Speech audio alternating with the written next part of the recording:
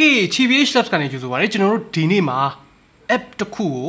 review လုပ်ပြီးသားမှာဖြစ်ပါတယ် local app ပါ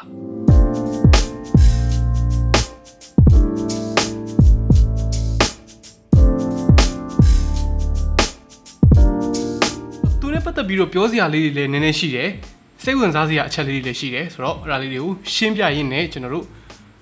showcase လုပ်ပြီးသွားမှာပါဆိုတော့ဒီ app ကဘာလဲဆိုတာကိုမပြောခင်ကျွန်တော်တို့ဘာလေးပါလဲဆိုတာကိုအရင်ပြောပြမယ်သူ့မှာ messenger ပါတယ် entertainment ပါတယ် stranger ဆိုတဲ့ဟာပါတယ် self care ဆိုတဲ့ဟာပါတယ် loyalty program တွေပါတယ်ဆိုတော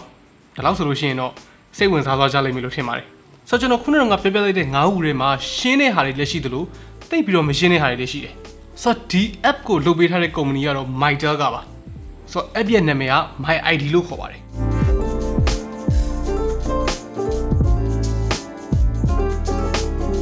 ်အဲ့ဒီ app ကို Mytel ကလုပ်ထားတာဆိုပေမဲ့ချိုက်တဲ့ phone sim card နဲ့သုံးလို့ရတယ်အကောင့်ဖွင့်စရာမလိုဘဲနဲ့လည်းကျွန်တော်တို့သုံးလို့ရတယ်ဒါပေမဲ့တချို့သော feature တွေကအကောင့်ဝင်ထားမှအလုပ်ဖြစ်မှာဖြစ်တဲ့အတွက်ကျွန်တော်တို့အကောင့်လေးတစ်ခုကိုဖွင့်လိုက်ဖို့အကြံပေးချင်ပါတယ်ဆိုတော့ပထမအဆုံးသူ့ရဲ့ features messenger နဲ့စပြောပါမယ် messenger ဆိုတာအားလုံးပဲသိကြတဲ့အတိုင်းပဲတယောက်နဲ့တယောက်နဲ့ message တွေပို့မယ် video call တွေခေါ်မယ် voice call တွေခေါ်မယ်အဲ့ဒါတွေလုပ်လို့ရတယ်အလွယ်ပြောမယ်ဆိုလို့ရှိရင်ဗျာတခြားသော social media app တွေလိုပဲတယောက်နဲ့တယောက်နဲ့ချိတ်ဆက်လို့ရမယ်ပေါ့ message ပို့တာတွေပါခုနကကျွန်တော်ပြောတဲ့ဟာတွေလုပ်လို့ရမယ်အဲ့ဒါရှင်းတဲ့အပိုင်း entertainment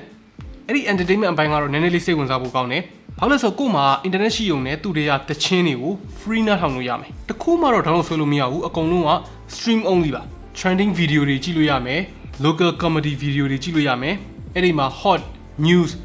comedy နဲ့ other ဆိုပြီးတော့ category လေးတွေခွဲပေးထားတယ်အကုန်လုံးကဒီတိုင်းကြည့်လို့ရတယ်တချင်းတွေကတော့ရှိတယ်ဒါပေမဲ့အရန်အများကြီးစုံစုံလင်လင်တော့မဟုတ်သေးဘူး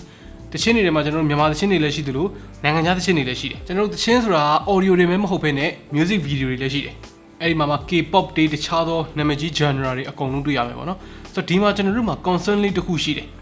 ဆိုတော့ဘာလဲဆိုတော့တချင်းတို့ဘာလို့က copyright နဲ့အရန် sensitive ဖြစ်တယ်ဗျာ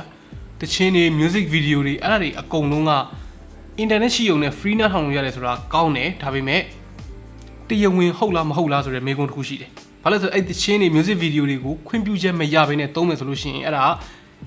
intellectual property တို့ copyright တို့ ਨੇ အများကြီးတိုင်ပတ်မဲ့ကိစ္စမျိုးပေါ့နော်ဆိုတော့ကျွန်တော်တို့ကအဲ့ဒါနဲ့ Mytel ကိုမေးကြည့်လိုက်တယ်သူတို့ကတော့ဒီ content creator တွေစီကနေပြီးတော့ဓာတ်ရိုက်ခွင့်ပြုချက်တောင်းထားတာမျိုးလည်းရှိသလိုတခြားသောဂျားခံမူပိုင်ခွင့်ဆိုင်ရာ company တွေစီကနေပြီးတော့တရားဝင်ခွင့်ပြုချက်ယူထားတယ်လို့လည်းပြောတယ်ဆိုတော့ good thing ဘာလို့ဆိုတော့တရားဝင်ခုနကကျွန်တော်တို့ဒီ app ရဲ့ feature တွေကတတိယအချက်ဖြစ်တဲ့ loyalty ဆိုတာလေးကိုပြောပြမယ်အဲ့ royalty ဆိုတာကြတော့ကိုယ့်ဘက်ကိုပြန်ရမယ်ကိုယ့်အတွက်အကျိုးရှိမဲ့ category ပေါ့နော်အဲ့ဒီမှာ benefits တွေအနေနဲ့ point program တွေရှိမယ် appreciation program တွေရှိမယ်အဲ့ဒီမှာသူက rank တွေထပ်ပြီးသတ်မှတ်ပေးအောင်မယ်ကိုက silver လား gold လား platinum လားပေါ့မူတည်ပြီးတော့ကိုရဲ့ရပိုင်ခွင့်တွေကပုံစံပြောင်းသွားမယ်အဲ့ဒီကနေပြီးတော့ရလာတဲ့ point တွေကိုကျွန်တော်တို့က phone pay ဖြည့်တာအနေနဲ့သုံးမလားဒါမှမဟုတ်တခြားသော voucher တွေ coupon တွေအနေနဲ့သုံးမလားစိတ်တူလို့သုံးလို့ရတယ်ဆိုတော့ဒါကတော့ကိုယ့်အတွက်ပြန်ရမယ်အစီအစဉ်ဖြစ်တဲ့အတွက်ဒါကတော့အသုံးကြီးလို့အကျိုးရုပ်သွားတာမျိုးတော့မရှိဘူးစမ်းသုံးကြည့်တဲ့နေဆိုတော့နောက်တစ်ခုစိတ်ဝင်စားဖို့ကောင်းတာ My ID stranger ဆိုတဲ့ feature အဲ့ဒီ feature မှာကျွန်တော်ခုနကပြောလိုက်တဲ့ဒီ My ID app ထဲမှာရှိတဲ့တခြင်းတွေကိုတခြားသောတယောက်နဲ့အတူတူနားထောင်လို့ရမယ် feature ပေါ့နော်အတူတူနားထောင်နေရင်လည်း video call ပါတခါတည်းပြောလို့ရအောင်လုပ်ပေးထားတာဆိုတော့ဒါလေးကတော့တိတ်မဆိုးဘူးကိုကသူများနဲ့အတူတူနားမထောင်ချင်ဘူးဆိုရင်တော့ friends တွေလိုက်လို့ရတယ်ချက်လို့ရမယ်ပြီးတော့ nearby အနေနဲ့ friend တွေလည်းရှာလို့ရမယ် location base ပေါ့နော်ဆိုတော့ဒီဟာတော့တခြားသော social media တွေနဲ့တိတ်ပြီးတော့မတူဘူး social media တော့ social media ပဲဘာလို့လဲဆိုတော့လူတစ်ယောက်နဲ့တစ်ယောက်နဲ့ဂျားတွေကအချိတ်ဆက်ပါလာပြီဆိုလို့ရှိရင်အဲ့ဒါကို social media လို့ပဲခေါ်လိုက်တယ်ဒါပေမဲ့သူများတွေသွားတဲ့ approach နဲ့နည်းနည်းလေးကွဲလွဲတယ်အဲ့ဒီ idea လေးကတော့ right တယ်လို့ပြောလို့ရတယ်ဆိုတော့ဒီတက်ပို့သိချင်တယ်ဆိုလို့ရှိရင်တော့ကိုယ်တိုင်စမ်းသုံးကြည့်ဖို့လိုလိမ့်မယ် experience လေးပြီးရင်အောက်က comment တွေမှာလည်းပြန် share သွားလို့ရတာပေါ့နောက်ဆုံးတော့တစ်ခုအနေနဲ့က my id self care ပါအဲ့ဒါကတော့ Mytel sim card သုံးတဲ့သူတွေအတွက်ပဲထားတာအရင်ကကျွန်တော်တို့ Mytel ဆိုတဲ့ application တစ်ခုရှိတယ်အဲ့မှာကျွန်တော်တို့ balance တွေစစ်လို့ရတာတို့ package တွေဝယ်တာတို့တခြားသောဒီကိုယ့်ရဲ့ sim card နဲ့ပတ်သက်တဲ့တခြားသောလုပ်ဆောင်ချက်တွေလုပ်မယ်ဆိုလို့ရှိရင်အဲ့ဒီ app ရှိတယ်အခုကအဲ့ဒီ app ကိုသုံးစရာမလိုတော့ဘဲနဲ့ဒီ my id ထဲမှာပဲလာပြီးတော့ implement လုပ်ပေးလိုက်တဲ့သဘောမျိုးပါဆိုတော့အရင်က Mytel app အဟောင်းသုံးနေစရာမလိုတော့ဘူးဒီထဲမှာပဲ all in one တစ်ခါတည်းအပြီးစီးပေါ့ okay ဆိုတော့ဒီ feature တွေအနေနဲ့ကိုကျွန်တော်တို့ဘယ်လိုမြင်လဲ conclusion လေးဆွဲကြည့်အောင်ပြောမယ်ဆိုလို့ရှိရင်တော့ application တစ်ခုအနေနဲ့တော့သူတို့လုပ်ပေးထားတဲ့ဟာတွေကအများကြီးပဲအစုံအလင်ပဲ portal တစ်ခုအနေနဲ့လုပ်ပေးထားတယ်ဒါပေမဲ့သူ့ရဲ့ feature တွေကကောင်းတဲ့ idea လေးတွေမဆိုးဘူးဆိုပေမဲ့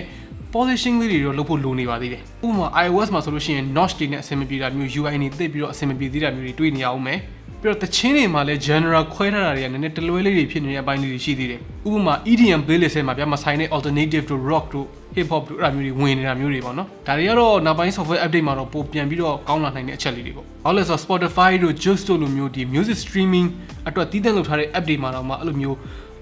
မလုံလောက်သေးတာတွေ general လွဲနေတာတွေအဲ့မျိုးလေးရှိသေးတယ်ဆိုတော့ဒါက app အသစ်လည်းဖြစ်နေသေးတဲ့အတွက်ဒါတော့ခွင့်လွှတ်ပေးလို့တော့ရတယ်ဆိုတော့ overall အနေနဲ့ app ကိုသုံးကြည့်ရတာ idea ကောင်းတယ်ဒါပေမဲ့ကျွန်တော်ခုနကပြောသလိုပဲအားမရသေးဘူး polishing တွေအများကြီးလုပ်ဖို့လိုသေးတယ် fix တွေအများကြီးလုပ်ဖို့လိုသေးတယ်တကယ်လို့ဒါအဲ့လိုမျိုး fix ကောင်းကောင်းလုပ်ပေးနိုင်တယ်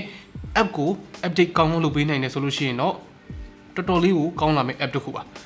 ဘာပဲပြော basic idea လေးကကောင်းနေတဲ့အတွက်အများကြီး potential ရှိတယ်တစ်ဖက်ကပြန်တွေးကြည့်လိုက်မယ်ဆိုလို့ရှိရင် app တစ်ခုကအစမှမကောင်းတတ်တာမပြည့်စုံတာတွေဖြစ်နေကြပဲဆိုတော့ Mytel အနေနဲ့သူတို့ရဲ့ customer တွေကိုဒီလို idea လေးနဲ့အဆုံးရတဲ့ app တစ်ခုကိုလုပ်ပေးထားတာစေတနာထားတယ်ဆိုတဲ့ခံစားချက်တစ်ခုကိုတော့ခံစားမိတယ်ဆိုတော့မသုံးရသေးဘူးဆိုလို့ရှိရင်လည်းသွားသုံးကြည့်ဖို့ကျွန်တော်တို့တိုက်တွန်းလုပ်ပါတယ်ကိုယ်တိုင်ဆက်သုံးကြည့်လိုက်ပါဆိုတော့ My ID app ကိုသုံးဖို့ရသူရှိလားသုံးဖို့ရဆိုလို့ရှိရင်လည်းခင်ဗျားတို့ရဲ့ experience တွေကိုအောက်မှာ sharing ဝင်လုပ်ပေးသွားလို့ရပါတယ် okay နောက်နေ့မှတွေ့တော့